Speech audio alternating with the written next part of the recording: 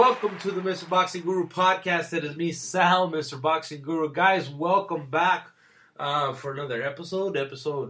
You know what? I've been doing this so long, I still haven't hit 100 episodes. So, again, thank you guys for listening. I've been getting a lot of emails and notifications and DMs and text messages. When am I going to do another podcast? Guys, I really appreciate every time you guys look out. I told you guys before, like, every time I want to sit down and actually do a podcast, boom, my nose starts clogging up, and I can't do it, and I'm going to go get that fixed. I'm already scheduled my surgery. I'm going to go get nasal surgery, and yeah, that's that. But anyways, let me stop boring you, my crap. Let's talk about boxing. We had a lot of great fights, a lot of fun fights, but let's talk about what actually just happened, because I think the Josh Taylor versus Ramirez fight deserves our undivided attention. That's what just happened, and let's talk about it, because look, sometimes due to the how can I say, you could manipulate ratings, and you could put, such and such as number one, and all of a sudden this other one is fighting for another belt, and you got a unification fight. I think, in my opinion, this unification fight at 140 pounds between Ramirez and Taylor was an actual unification fight that mattered in this four-belt era. We were actually able to see the best versus the best. And it's almost sad that I'm so excited about it, but the fact of the matter is that I am. This is why I'm a boxing fan. This is what I want to see. This is what I feel that we should see, and I think I don't know why, but I almost feel, I guess complacent that we see other shit on TV, but this is what boxing is all about. When you actually get two guys, two different parts of the world, they actually fucking fight each other. And in my opinion, the fight went exactly as most of us that know boxing thought it would. I think most people did not, I don't want to say didn't give Ramirez a shot. We know how great he was. We know how good he is. But we also understand that Taylor was just that much better. Taylor showed why he deserved to be a unified champ, because why he is the man at 140 pounds. Look, just 20 fights. I mean, when you fight a guy like Rigoro, when you fight, his resume speaks for itself, and so does Ramirez. Look, Ramirez isn't the fastest guy, the strongest guy, but fuck, you gotta really out hustle, out will him, and that's where you need a special guy like Taylor to actually do that and beat him at it. I think, in my opinion, I don't know. I was just, it's not that I was rooting for Taylor. I was rooting for a great fight. I thought that Ramirez was going to do some good work, but I thought that Ramirez was going to get stopped a lot sooner. I would say I thought he was going to get stopped in the 11th, and he almost did, because he did get knocked out twice. I think Kenny Bayless gave him a shot, and it almost seemed like Kenny Bayless' conscience kind of kicked in, because I think, in my opinion, the first knockdown, Kenny Bayless kept grabbing and unlocking these guys' arms, and that's just unfucking called for. Not every fight is a Floyd fight where a fighter needs protection. Sometimes you just have to let these fighters do what they do best. Especially, you get a guy like Taylor that's so fucking crafty, so good at what he does, and a guy like Ramirez that's just a fucking dog. Ramirez just wanted to get in there, put his chin on Taylor's face and work that body. And I feel like, and again, I'm not making any excuse for Ramirez, because again, the right guy won, and that's all that matters. But I feel like Kenny or Bayless, I'm not even sure which Bayless it is anymore.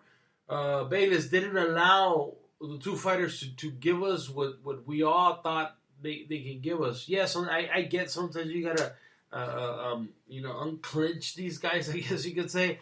But you gotta let them fight it off. You gotta let them dig deep. If a fighter is able to put his face on another fighter's chest and start digging to the body. Let the other fighter work himself out. Don't get in the fucking fight.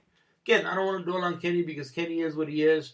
I would just think that Nevada would almost understand by now the difference in fighters.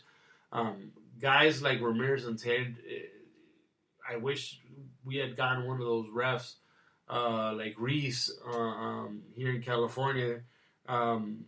That's not in the middle of the fucking fight outside. That sometimes you don't even know he's part of the action. As a matter of fact, any time that you don't know who the fuck the ref is, or you don't even remember what the ref is on a fight, that's a sign of a good fight. That means the guy stayed out of the way. No, not Bayless and his huge ass. Bayless and his huge ass has to be right in the middle. We have to make sure that we get ass shots of fucking Bayless's booty. Yes, he has a huge booty. But anyways, fight was great. The right guy won. I couldn't be happier for Taylor. I think with Ramirez, the thing is with Ramirez is this. I knew he was a good guy. I never saw so much upside into him even being a unified champ. He was able to get there again. Freddie got him to his first belt, and Robert got him to be a unified champ, and then they got him to the point where they made such a great fight with Taylor. And I think credit has to go to his coaches and even to his team, because you got to be able to transition into a different trainer, and I think he's done such a great job at it.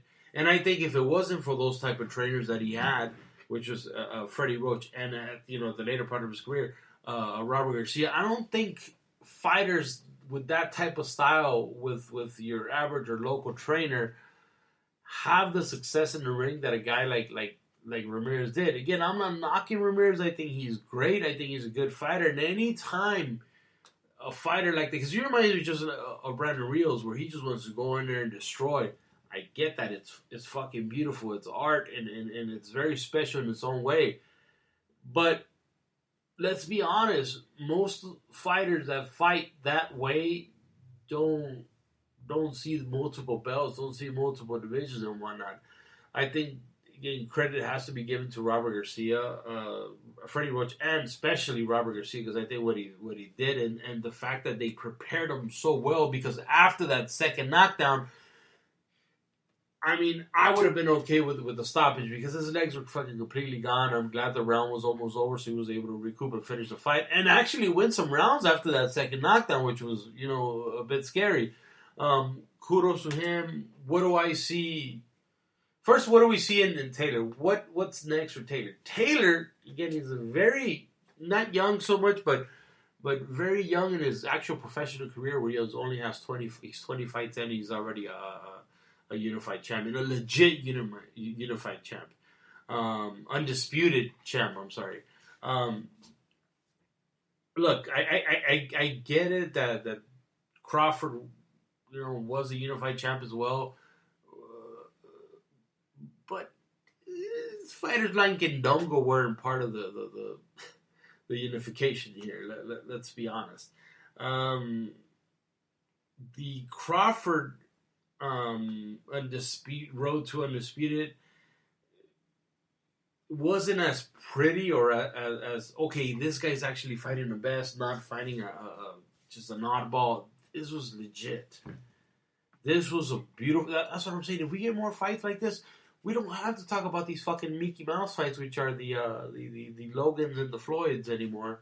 These are legit, beautiful fights, and I really wish they, more people watch this, because I know I was telling anybody that asked me about boxing, because people, casual or relatives ask me about boxing, what fight should they watch? I always pointed out to this one. Like, guys, it's on ESPN. It's free. Watch it. This is the fight that you need to watch, and most people loved it.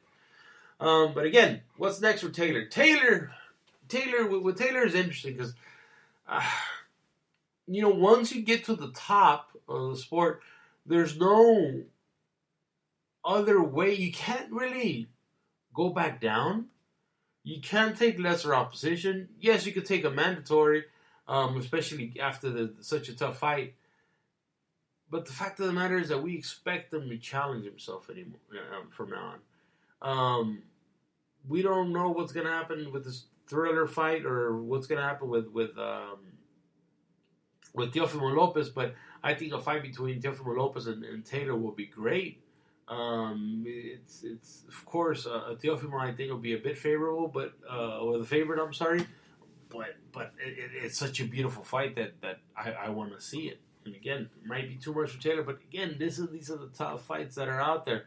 Or again, I think that'll be the better route than to grab a 135 pounder that's undisputed and to move him up to 140, which seems like Theo is ripping at the seams.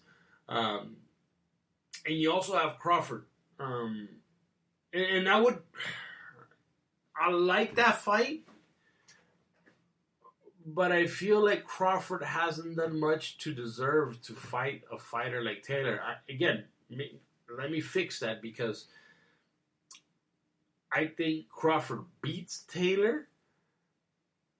But I always feel like fighters should also fight other tough fights. I don't think the road to 140 was very tough for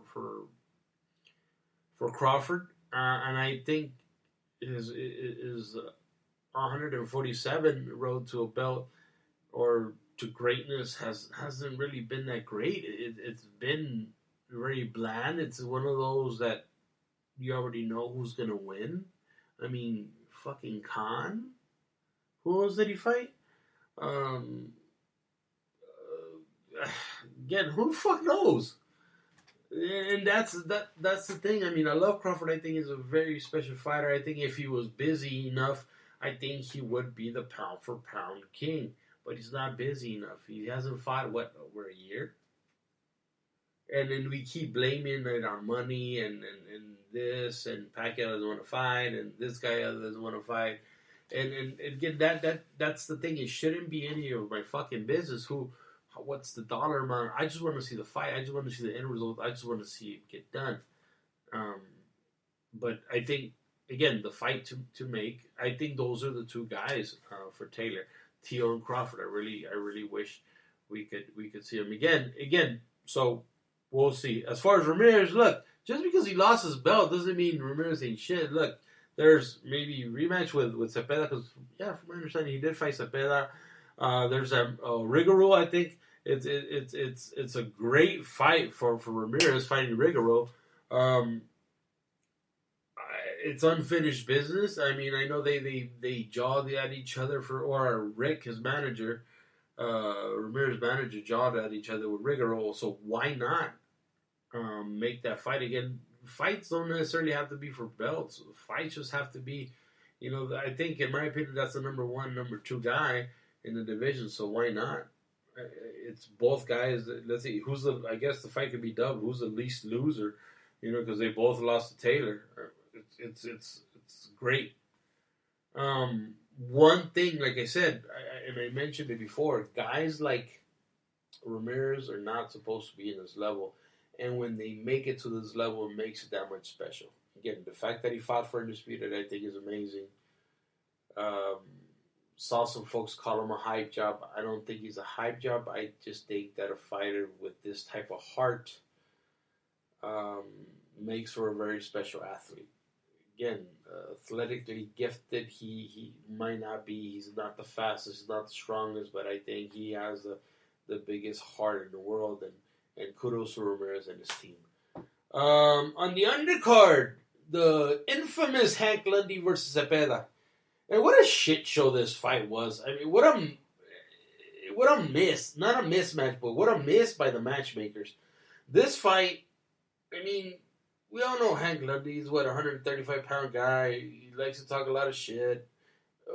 But he obviously seen better days. And he's a nice, slick fighter in his time. And the thing is, you're having him fight a counterpuncher. A guy that doesn't commit. And I feel like this was such a step backwards for Cepeda, because we know what Cepeda could do. He's like a bootleg Juan Manuel Marquez, which, he's a counterpuncher. He waits for you.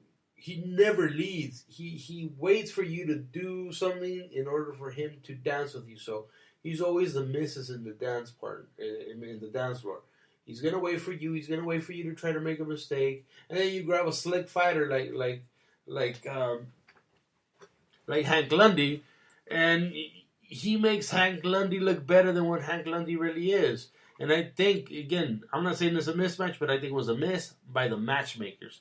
They could have grabbed a better fighter. That way they could capitalize on what Cepeda did. Cepeda just came back from a fight of the year candidate, and we give him Hank Lundy. It just doesn't do it for me. I don't see what happened, and I'm very surprised because we all know that the Top Rank has the best matchmakers there is. I mean, there's no questioning that. I think Top Rank matchmakers know what fight they're gonna. Well, at least in the past, they knew what fight you were gonna win and which fight you were gonna lose, like 10 fights in advance. That's not. I mean, that's why I'm very surprised that such an ugly match. Speaking of missing out on this was the Elvis Rodriguez. I mean, he got his first loss. Elvis Rodriguez was a big fight, a big hype. There was a lot of hype behind him. I don't want to say he was a hype job, but there was a lot of hype behind Ramirez. Behind Elvis. And he was just starching these guys out, and I mean, he looked good. But he finally found some guy that could move around, move his waist, bend a little on the knees, and this happens. In my opinion, again, it was the ball was dropped in the way he was. I mean, these matchmakers should be able to tell how tough to place their fighters. And again, Top Rank is known for that, for great matchmaking. Look, I give Top Rank a lot of shit because, in my opinion, they baby the fighters a little too much. But the fact of the matter is, they should have babied Elvis a little more. I think he would have gone further, and I think now he's going to be maybe a little gun shy after this because he's very young in his career. He's used to dominating, just beating the shit out of everybody. And that's not what happened. Alright, so let's move on to a little bit of news and notes. This is just random stuff. I haven't done a podcast in such a long time. I think it's only worthy that I talk a little about what's been happening in the world of boxing. So let's get to it. For the last 6 months, that's the first one. For the last 6 months, all we heard is Joshua versus Tyson Fury is this close to being made, mate. This close to being made, mate. You hear Eddie Hearn talk about, this close. I have some information by tomorrow. You hear all this shit about it's gonna be made, and then you hear the Tyson Fury and this. Oh, I will get this bum and I will get this dozer. All this shit that he talks, and yes, he's gonna fight. Meanwhile, Josh has been nice, cool, and collective. He hasn't said shit. He's just doing his Instagram model pictures online. And finally, the fight gets announced. Everybody gets hyped. And I'm hyped because I'm a big fan of Joshua. I like Joshua. I like what he represents for the sport. I think he is the heavyweight. He's the way a heavyweight champion conducts himself. And I appreciate him. I think I've been very vocal. I don't like Tyson Fury's style. I don't like that opportunistic style. I don't like the moving around. The jerky fucking moves that he does in the ring. I don't like it. I'm not a fan. I get it. It's effective. People like it. It's just not for me. So I was hyped for that fight. And it seemed like 15 minutes later, Deontay Wilder pumped the brakes and won the arbitration or whatever the fuck happened. But the fact of the matter is that Deontay Wilder wants to fight Tyson Fury. He's exercising his right to fight Tyson Fury. He said, "Fuck your step aside money. I want to fight the Gypsy King." Fighters from the Americas are just built different. Look, man, in my opinion, Wilder got his ass beat in the first fight. Wilder got his ass just completely knocked the fuck out on the second one. But the fact that he wants to do it again, it almost feels like the Gypsy has his number. But you can't take the fact that he wants to fight. I mean, that was in the contract, and if he wants to do it again, so be it. And we all know that Wilder has that erasure. So if he wants to do it and he's in his right to get those fights, so be it. I'm rooting for Wilder. I'm not gonna lie. I really hope he takes care of it. The fight that I've always wanted to see was Wilder versus Joshua. Anyways, I just hope that if he does fuck this plan up between between Fury and Joshua, if he really does fuck this plan up, which I think he has the ability to do it, can he do it? Probably not. But he does have the eraser to fuck all their plans up. I really hope he turns around and says, you know what? I want to fight Joshua next. Not, I'm 150 something. Whatever. I don't care about the negotiation. I just wish if the fight happens, which it seems like it's going to happen between Wilder and Tyson Fury, everything's signed and good to go. I hope he turns around and fights Joshua by the end of the year, because it's the fight I always wanted. It just that the Gypsy King got sober and decided to get in the way. So kudos to him. Let's see. What else we got next? Oscar De La Hoya. Oscar De La Hoya loses his opponent. I believe it was Jean-Claude St. Pierre or some shit like that. Some MMA guy. Supposedly Dana White is blocking it. So Jean-Claude St. Pierre, whatever this MMA guy is, supposedly I've seen him. I've seen him fight or highlight videos, I guess you could say. He's a big name in MMA. Of course, everybody's doing that crossover because these MMA guys know. One, they carry a big name. I think they market themselves a little better than boxing. A lot better than boxing fans. So he's a big name. He's a legend out there from what I've been hearing. So Oscar wanted to fight him. You know, it's funny because Oscar said, I'm only fighting the best of the best. He didn't say the best boxer here. He just said he's fighting the best. Great. You know, they want to fight for the masses. I get it. But Dana White blocked it. It's time to move on. It's time to look for other opponents within boxing. I think there's a lot of story. Look, we're gonna make an exhibition fight. I think there's a lot of fighters out there that Oscar can fight, and that I think would be selling. It's just a matter of promoting it right. It's a matter of having a storyline behind it and having some sort of reincarnation of HBO's 24/7 and get a storyline going. And just at the top of my head, I mean, I could think of maybe 2, 3, maybe 4 guys that are not necessarily, active, but have enough of a name where Oscar can beat him. Because let's be honest, the fact what they want is a guy that Oscar could beat, but at the same time could sound on paper competitive. What about a guy like Perro Angulo? Perro Angulo, I mean, you could angle the fact that, Oscar went and tried to, got him out of the cages or concentration camps they had when Perro Angulo tried to cross the border, and Oscar, the great savior, went and got him out, and all of a sudden he betrayed him and he went with Al Heyman. There's an angle. Why not? Then I think it'll sell. I think you get the political angles on it, which people love talking about politics, saying that Oscar, saved the guy out of the cages. Again, you could fix it up and sell it and, put fucking ketchup y aguachile, cuanta madre, and you can sell this. This is great. Perro Angulo. From deported to millionaire. Boom, sell it. Or deported to backstabber because he left with Heyman. Something like that.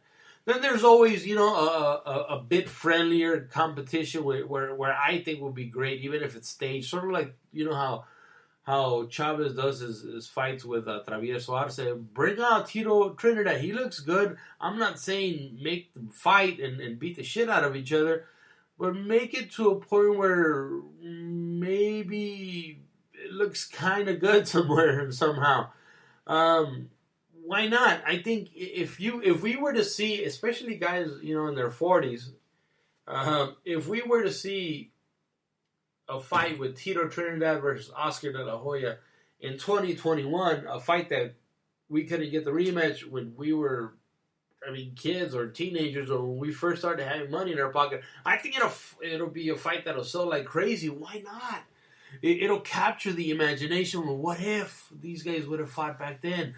but we don't have it back then. But guess what? We fucking have it now, and we're old enough to buy our fucking ticket. I think that'll be a great fight. Shane Mosley, again, another traitor story. Shane Mosley was a partner at Golden Boy, but he somehow left after he got some new booty and a new baby mama. Shane Mosley fought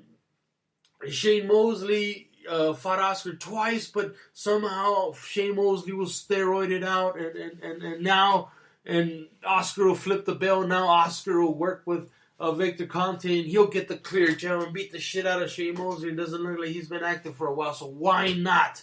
And there's another angle to that story. Oscar De La Hoya now signed Shane Mosley Jr., and I don't see Shane Mosley in there, so maybe he, took his son away from him now, and he's not allowed in the gym. I don't know, whatever. Shane Mosley is a great opponent for Oscar. Again, within boxing, we can look within boxing. Sergio Mora, you want East Los versus East Los?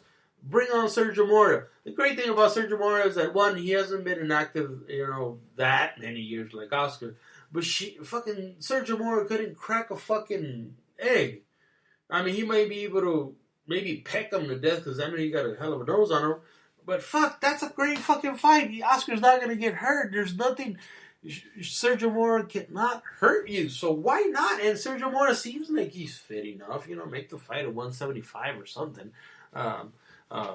Let Oscar go in at his natural weight. Oscar has already looked great, so why not? But even better, my favorite one, the guy that cries the most, that has been banned from boxing, at least as a commentator, Paulie Malignaggi. Paulie Malignaggi is a fight that at some point got talked about versus Oscar. I believe it was talked about instead of Stevie Ford's when they wanted a slick fighter, but a slick fighter that didn't punch as hard. But then they ended up finding Steve Forbes, which he emulated a lot of Mayweather Musso. That was a great replacement. But Paulie Malignaggi, with his brittle hands and his loud mouth, I think is perfect opponent. One, Paulie could probably make a ton of money, probably more than he's ever made.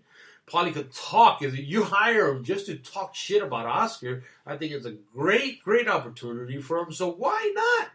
Why not? Who knows? Sorry, guys, I got a little carried away. I'm a big Oscar fan. Everybody knows that. But if the fight can happen, I mean, I would still like to see it happen just because I want to see Oscar, throw his jab around. Selfishly, I want to see Oscar move around. Don't hate me for it. Other information here, other notes that I have. Canelo. I never got to talk about the Canelo fight. I think it's fair that we do.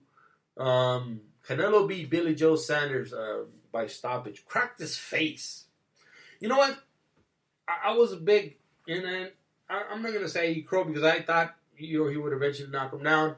But what I didn't think is that Canelo was going to put that much pressure that he would bust the pipes on Saunders. I thought that Saunders, in the beginning, I thought that Saunders would move a lot more and make it less boring. I'm not sure. And we have to give Canelo credit for this because I thought it was going to be a reincarnation of the Lara fight, where Canelo's heavy legs weren't going to be able to cut off the ring. And then, on fight week, they increased the size of the ring, so I said, oh, great, it's more movement for the guy with the quick legs. But it seemed, I got to give credit to Canelo because I thought he would give him more fits. Again, there was no question of who's going to win. It was just a matter of how. The impressive way, it's how Canelo won. He legit stopped this guy and cracked his fucking face. Made a guy that talks so much shit about people that have chosen not to continue their stool and quit. Again,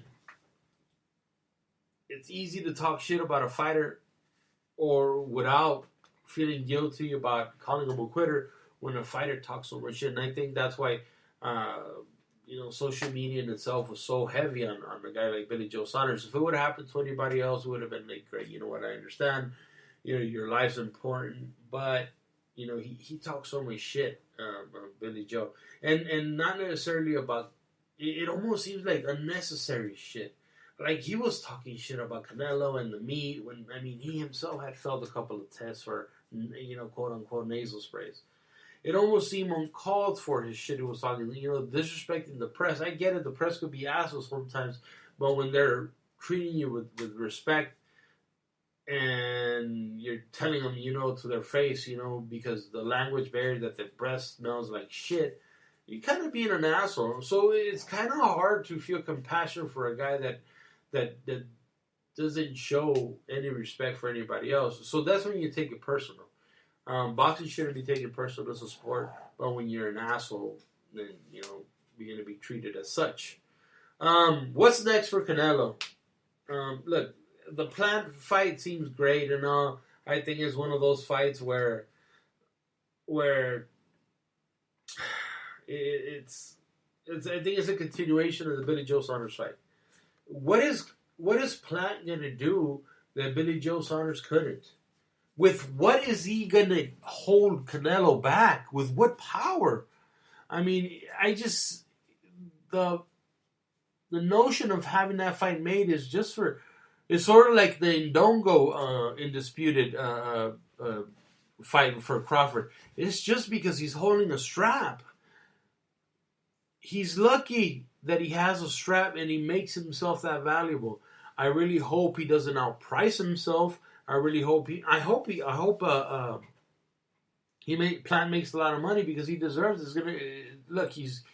He's gonna be benefiting from having a belt and Canelo nowadays is giving career or life altering paydays. I don't think a guy like Plant gets another payday in his lifetime as well as the what he's gonna get if he fights Canelo. I think 15 million fight at this time. That's what if I was advising him, that's what I would go for, guaranteed of 15 million.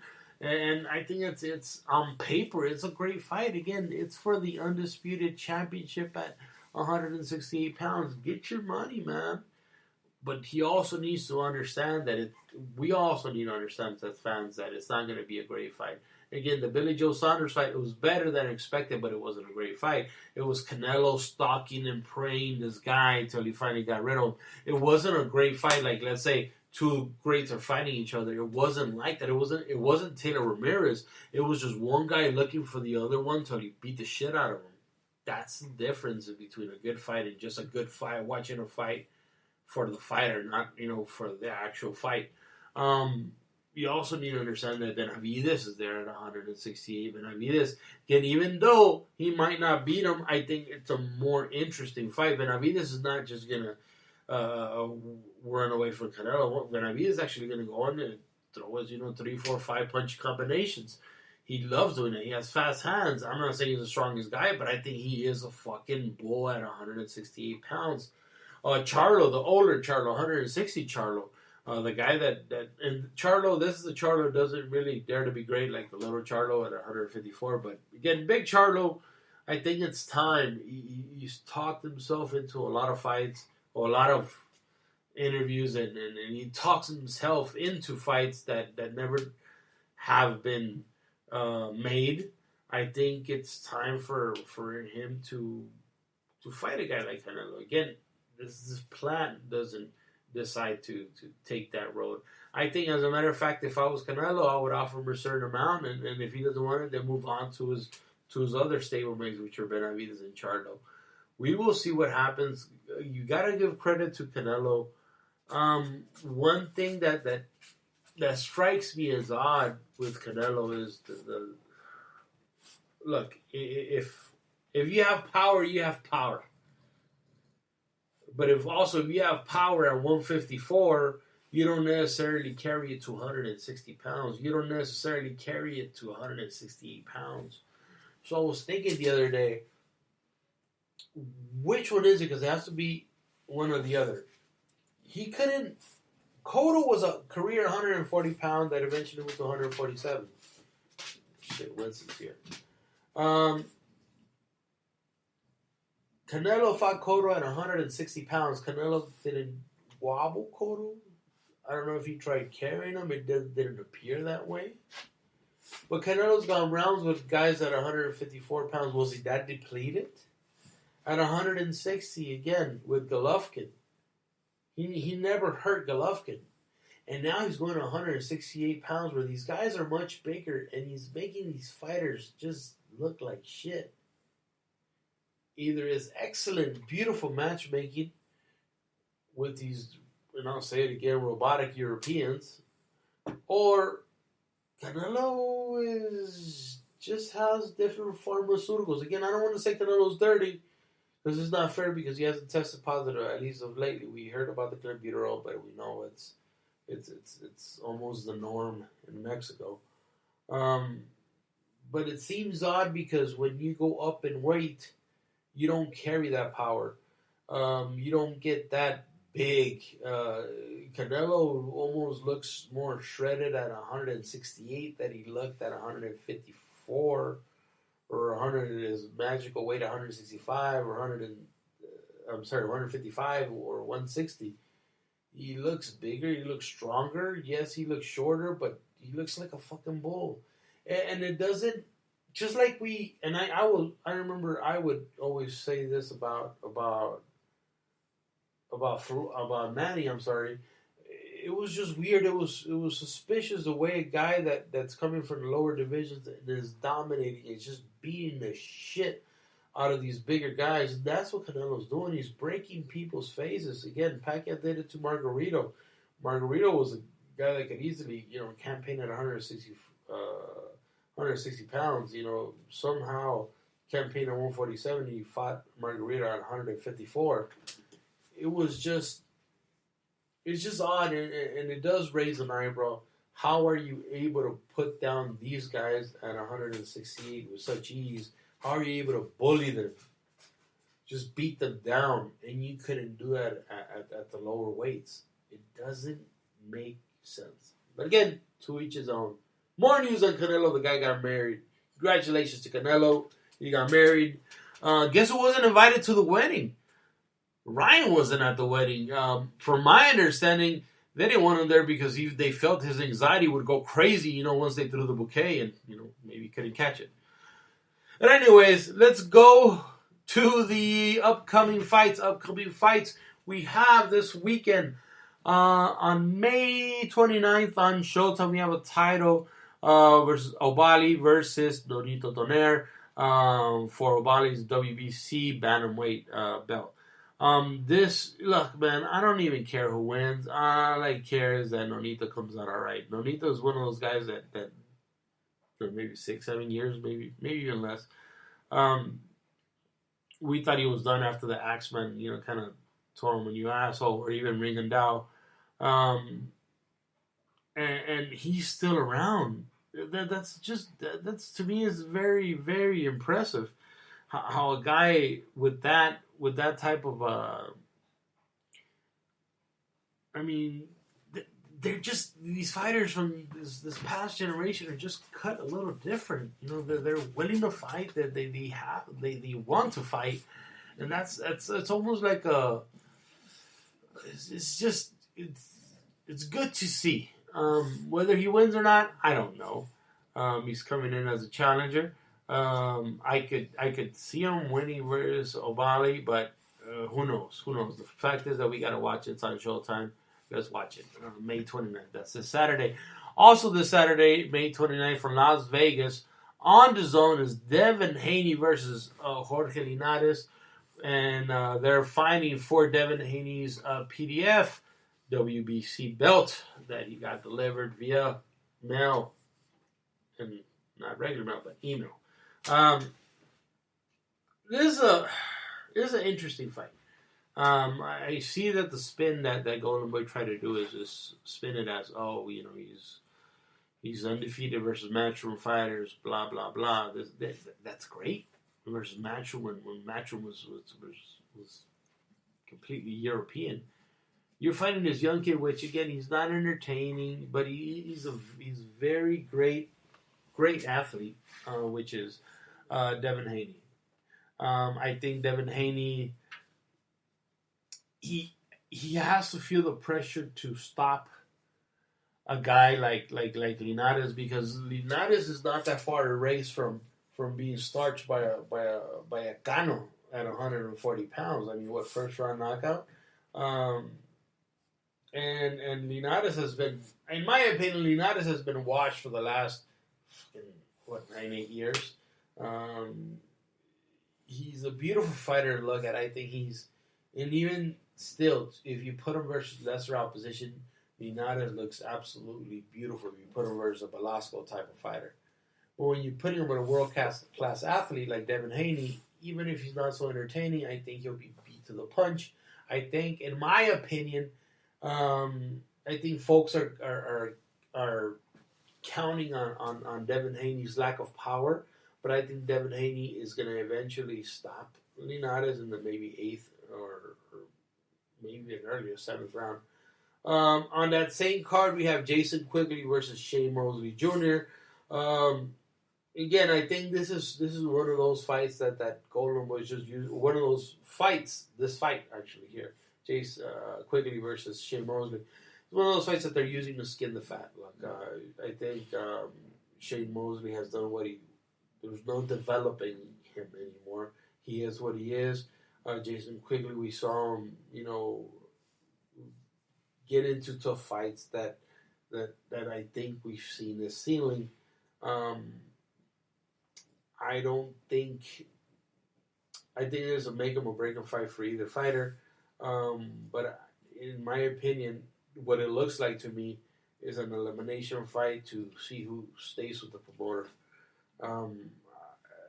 This is a fight that, in my opinion, Quigley should win, but you never know. I just think when Shane Mosley Jr. gets pushed back, he doesn't show up. So that's that.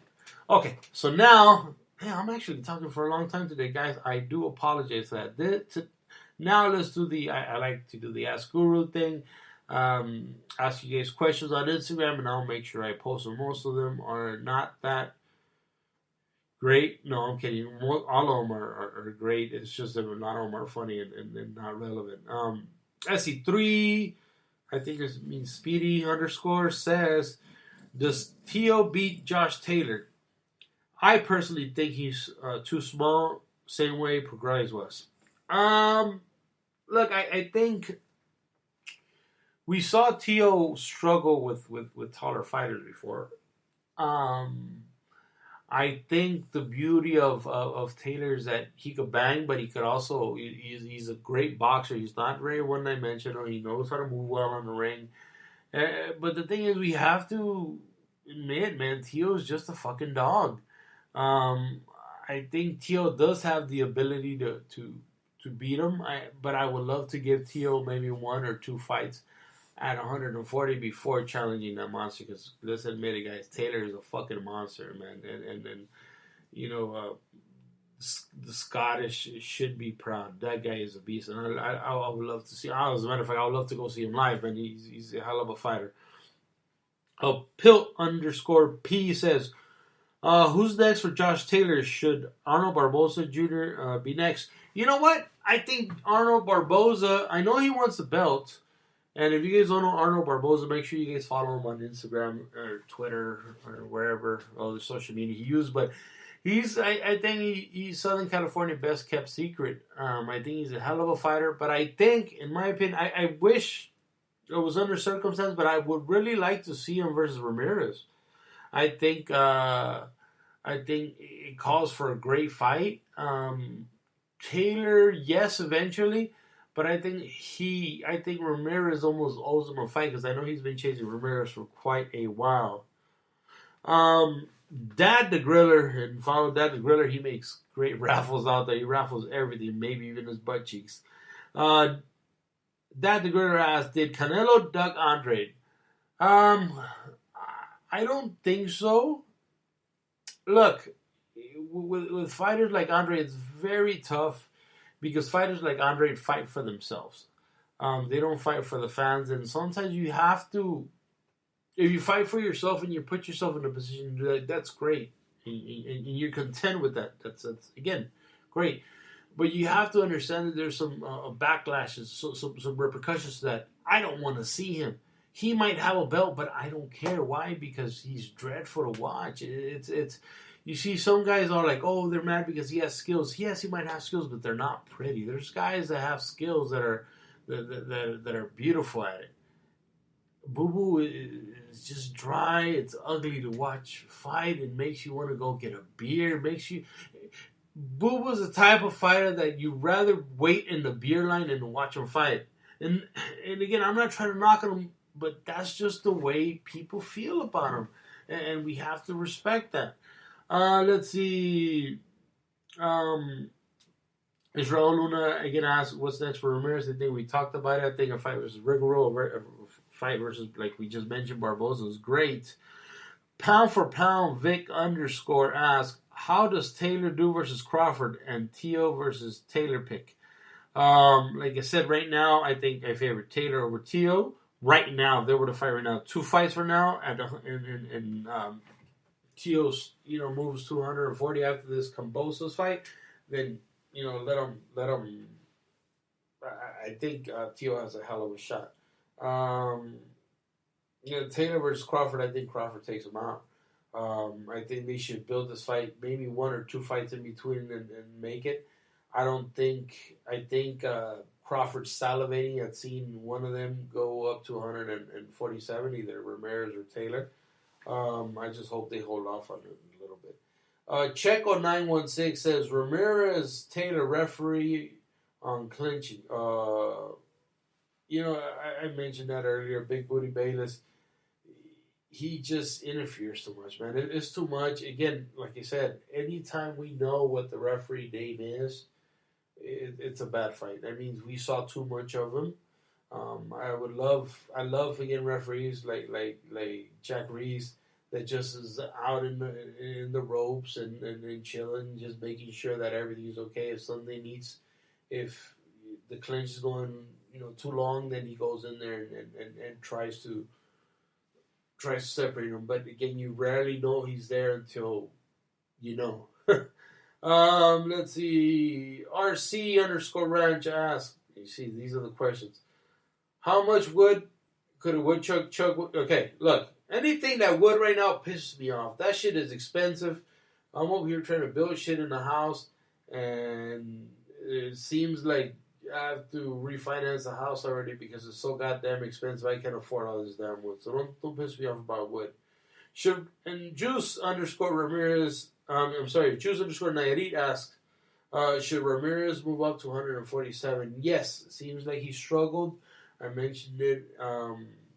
It almost seems like he didn't even have saliva in his mouth on Thursday. He was stuttering. He had his head down. On Friday, his eyes were completely sucked in. Both him and Taylor are big for the division, but I think Taylor looked a lot fresher. Taylor actually looked really good at the weigh-in, even the night before. So, should Ramirez move up to 147? Yes.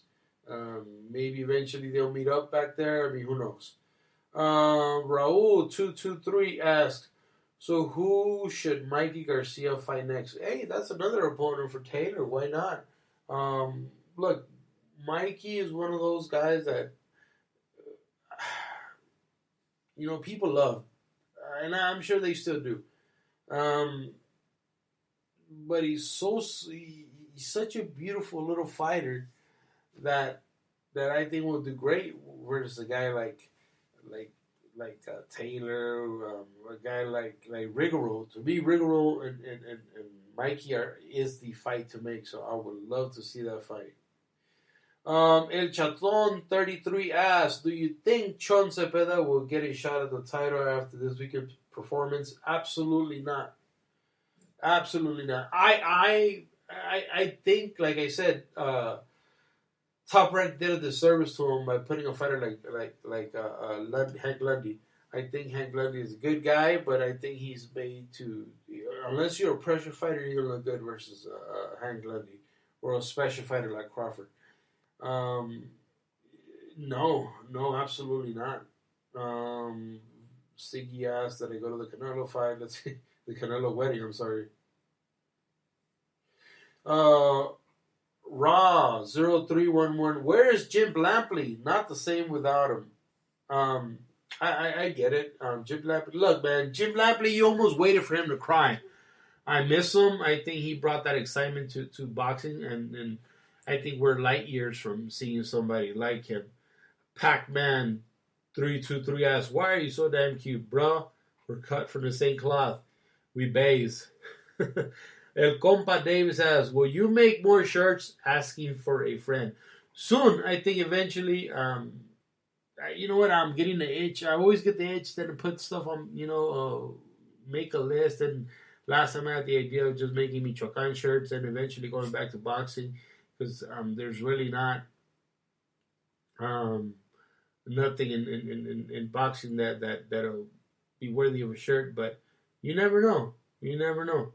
Let's see. Pheno Boxing says, "Why is Andy Vences on Thriller?" Question mark with a smiley face. You know what? I hate to kick a man while he's down. I'm not gonna do it to Vences because I like talking shit to people online. I like trolling fighters, but it seemed like him. I mean, it looks like him and Top Rank might have called it quits or gone their separate way. And it sucked. It's gotta suck for him. I don't want to say that he did it to himself. I mean, I kind of did, but who am I to judge this kid? I think a kid like Vences, very vocal kid, and sometimes you have to shut your mouth. And I have to admit, sometimes I need to shut my mouth because I say shit that's sometimes uncalled for, and I don't like to retract shit, but sometimes I feel like I have to. Vince is that guy. He talked about his promoter. He talked about this. It was like a constant nag to Top Rank. And sometimes it's great. It's fun to see. But when you're not delivering that excitement, it's easy for them to say when it comes to redoing contracts or manipulating contracts, it's easy to say, you know what, fuck this guy. We've gotten what we gotten from him. That's it. We're not moving him anymore. It seems like that's what happened to him. He's on Thriller fighting for some sort of interim belt again. I wish him the best. I don't want to knock on him. I think now he's going to get the fights that he always wanted, but now he's going to be an opponent. He's not going to be the guy that's favored to win. Now he's going to get tough fights, maybe even fights out of his weight class. But he's going to get the fights that he always wanted, but he's going to be used as an opponent. It's on him to change that. It's on him to be prepared for when they call for those late replacement fights. So wish him nothing but the best. Martin Vaz says, "So Zurdo isn't Zurdo anymore." So there's a going joke where people would make fun of Zurdo, but now that he won a Golden Boy, it seems like people are on his nuts. Look, Zurdo is always going to be Zurdo. Certain fights that they put him with, I mean, he's just very complacent with what he does, sort of like in a way Vences was with his career. I think Zurdo is the type of fighter that you have to grab and you have to put in tough fights in order to bring the best out of him, sort of like Cepeda. And I think that's what Golden Boy is doing at this Bank of California card that they have set up for him on July 9th. So I hope we see the best. I hope we get the best Zurdo we could possibly get. And I think he'll eventually try to campaign, to call out Canelo and whatnot. Because Canelo is going to run out 168 pounders, so we'll see. Styles_gang says, "Are you going to get the Edgar cut, bro?" And the Edgar cut, if you guys don't know, is that Three Stooges hair to the front. Look, bro, if I had hair, I would rock the shit out of the Edgar cut. And last is El Chimpa says, "Why don't you fight ZG? My money is with you." ZG is great. entrepreneur, stocks and bonds guy that's managing and took a dab in money finance and also promoting or managing fighters in TJ. DG is a great guy. Big shout out to DG. Keep your fighters with real promoters and you'll do great. Alright guys, this is it for me. I'm done. Thank you guys so much for listening. Really means the world. It's been almost an hour and it's been almost 2 months since they've done one of this. My nose held up for the most of this podcast, but it's time for me to go to sleep. Thank you guys for listening to the Mr. Boxing Guru podcast. Thank you and good night. Good morning, whenever you listen to it.